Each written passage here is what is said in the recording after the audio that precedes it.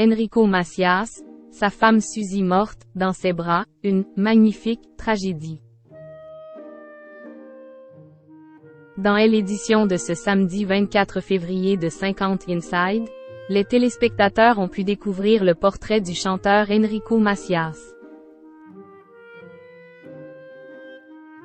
Ne faisant l'impasse sur aucun événement important de sa vie, l'artiste est revenu sur la mort de sa femme, survenue en 2008. Une tragédie dans laquelle il a su trouver de la beauté. Alors qu'elle fête ce samedi 24 février son anniversaire, tout comme la journaliste Laurie Delostal, Isabelle Iturburu accueillait Enrico Macias pour le portrait de la semaine de 50 Inside. Le chanteur de 85 ans évoquait face à elle la perte de son épouse Suzy Leries, l'amour de sa vie, rencontrée alors qu'il était adolescent. 50 ans de vie commune et 2 enfants plus tard, la femme de l'artiste décédait en 2008 des suites d'une maladie cardiaque. Une perte inestimable pour Enrico Macias, qui le 21 février déjà évoquait avec douleur le souvenir de son épouse. Pour Isabelle Iturburu, le chanteur réussissait cependant à trouver de la beauté dans la disparition de sa femme, morte dans ses bras.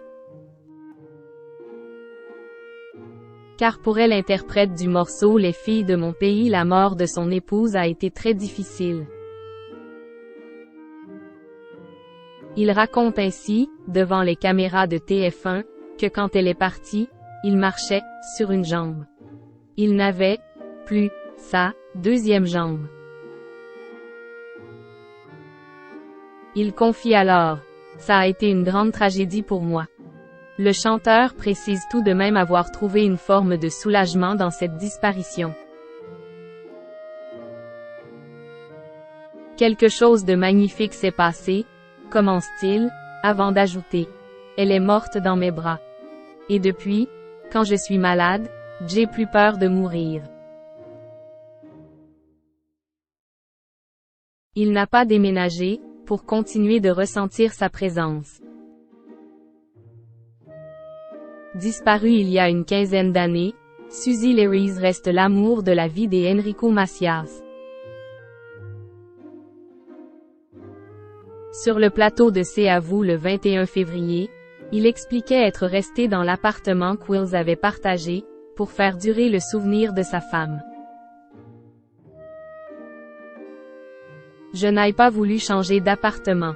Je suis resté dans l'appartement qu'elle adorait, parce que je pense qu'elle est toujours présente, elle me protège. Il confiait finalement, ému: « Pour moi, elle est toujours présente. » De quoi faire taire les rumeurs qui le disaient remarié à 85 ans avec une japonaise prénommée Natsuko.